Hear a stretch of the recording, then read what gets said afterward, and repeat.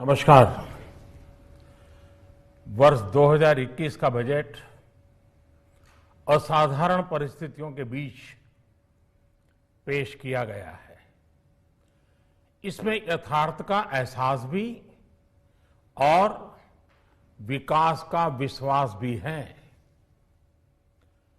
Corona ने दुनिया में जो प्रभाव पैदा किया, उसने पूरी मानव जाति को हिलाकर रख दिया है। इन परिस्थितियों के बीच आज का बजट भारत के आत्मविश्वास को उजागर करने वाला है और साथ ही दुनिया में एक नया आत्मविश्वास भरने वाला है। आज के बजट में आत्मनिर्भरता का विजन भी है और हर नागरिक, हर वर्ग का समावेश भी है। हम इस बजट में जिन सिद्धांतों को लेकर चले हैं वो हैं ग्रोथ के लिए नए अवसरों, नई संभावनाओं का विस्तार करना, युवाओं के लिए नए अवसरों का निर्माण करना, मानव संसाधन को एक नया आयाम देना, इंफ्रास्ट्रक्चर निर्माण के लिए नए नए क्षेत्रों को विकसित करना, आधुनिकता की तरफ आगे बढ़ना, नए सुधार लाना। साथियों, नियमों और प्रक्रियाओं को सरल बनाकर आम लोगों के जीवन में ईज ऑफ लिविंग को बढ़ाने पर इस बजट में जोर दिया गया है। ये बजट इंडिविजुअल्स, इन्वेस्टर्स, इंडस्ट्री और साथ ही इंफ्रास्ट्रक्चर सेक्टर में बहुत सकारात्मक बदलाव लाएगा। मैं इसके लिए देश की वित्त मंत्री निर्मला जी को और उनके साथी मंत्री अनुराग जी और उनकी टीम को बहुत बहुत बधाई देता हूं। साथियों, ऐसे बजट देखने को कम ही मिलते हैं जिसमें शुरू के 1-2 घंटों में ही इतने सकारात्मक रिस्पांस आए। कोरोना के चलते कई एक्सपर्ट्स ये मानकर चल रहे थे सरकार आम नागरिकों पर बोझ बढ़ाएगी, लेकिन फिस्कल सस्टेनेबिलिटी के प्रति अपने दायित्वों को ध्यान में रखते हुए सरकार ने बजट साइज बढ़ाने पर जोर दिया। हमारी सरकार ने निरंतर प्रयास किया है कि बजट ट्रांसपेरेंट होना चाहिए। मुझे खुशी है कि आज अनेक विद्वानों ने इस बजट की ट्रांसपेरेंसी की सराहना की है। साथियों, भारत कोरोना की लड़ाई में रिएक्टिव होने के स्थान पर हमेशा ही प्रोएक्टिव रहा है।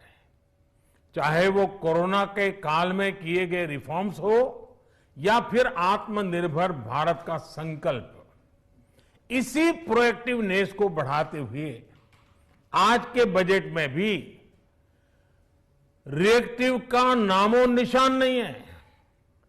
साथ ही हम एक्टिव पर, स्टेटस को पर भी अटके नहीं हैं और हमने इस बजट में भी प्रोएक्टिव बजट देकर के देश के सामने प्रोएक्टिव होने का संदेश दिया है। यह बजट उन सेक्टर्स पर विशेष रूप से केंद्रित है जिनसे वेल्थ और वेलनेस दोनों ही तेज गति से बढ़ेंगे, जान भी जहान भी। इसमें एमएसएमईज और इंफ्रास्ट्रक्चर पर विशेष रूप से जोर दिया गया है। इसी तरह ये बजट जिस तरह से हेल्थ केयर पर केंद्रित है वो भी अभूतपूर्व है।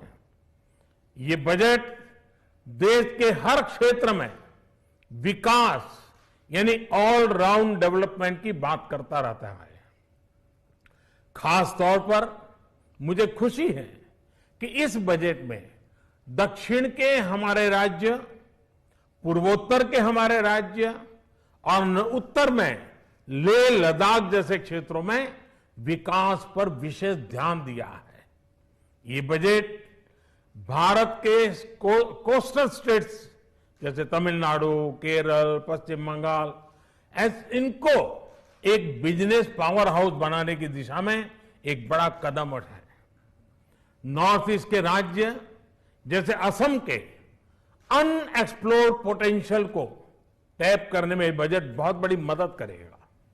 इस बजट में जिस तरह से रिसर्च एंड इनोवेशन इकोसिस्टम पर बल दिया गया है, जो प्रावधान किए गए हैं, उनसे हमारे युवाओं को ताकत मिलेगी।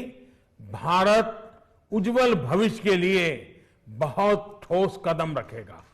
साथियों, देश के सामान्य मानवी का, महिलाओं का जीवन आसान बनाने के लिए उनके स्वास्थ्य, स्वच्छता, पोषण, शुद्ध जल और अवसरों की समानता, इस पर इस बजट में विशेष बल दिया गया है।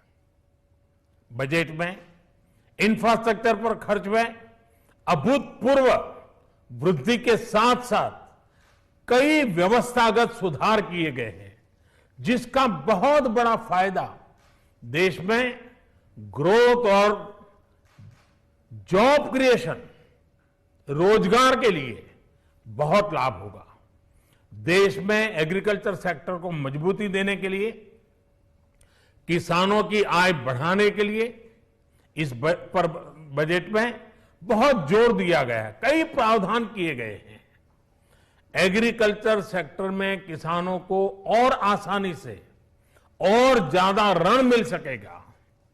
देश की मंडियों को यानी एपीएमसी को और मजबूत करने के लिए, सशक्त करने के लिए एग्रीकल्चर इंफ्रास्ट्रक्चर फंड से मदद का प्रावधान किया गया है।